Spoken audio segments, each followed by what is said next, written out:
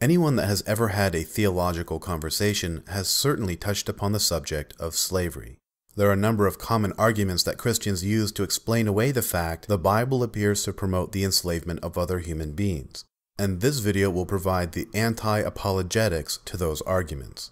The format of this video is a dialogue between a Christian and an atheist, much of which has been taken from my personal debates as well as contemporary Christian apologetics. Recently, I have been getting a lot of requests to help people with theological debates, as well as the best way to announce their atheism. To any atheist concerned about how they should reveal their disbelief in God to their friends or family, my advice would be to do it slowly over time. Do not rush right into a heated theological debate. Personally speaking, I would start to slowly raise legitimate concerns about the Bible, similar to the process that most likely led to your disbelief in the first place. However, eventually you will need to defend your position and debate your believing friends and family about your atheism. I find the best place to start is to raise issues about the atrocities found in the Bible.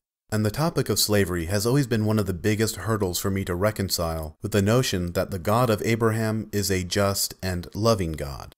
My advice before getting into the details of the debate is to first agree with your opponent on some common ground. For the purposes of the debate on slavery, agree on 3 things.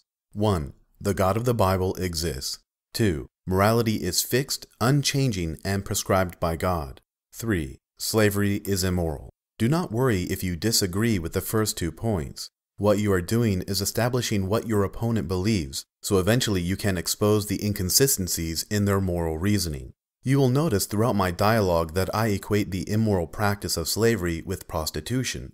Although it may be my personal view that sex between 2 consenting adults for money should not be made illegal, I still cite this example to demonstrate the theist's moral inconsistency. Often during debates about morality, believers will claim atheists do not have morals, and therefore are not in a position to bring into question the immorality of a practice such as slavery.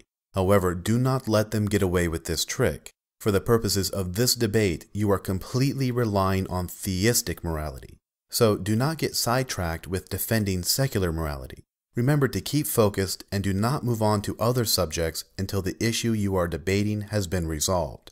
And one final point. Always make sure you have a Bible handy when debating issues like slavery, because you will need to look at passages to demonstrate what the Bible actually says. Memorize or write down the chapter numbers of important passages, such as Exodus 21, Leviticus 25, Luke 12, and 1 Peter 2. For they will be crucial in showing how slavery is both promoted and justified throughout the Old and New Testaments. And now for my anti-apologetics on slavery.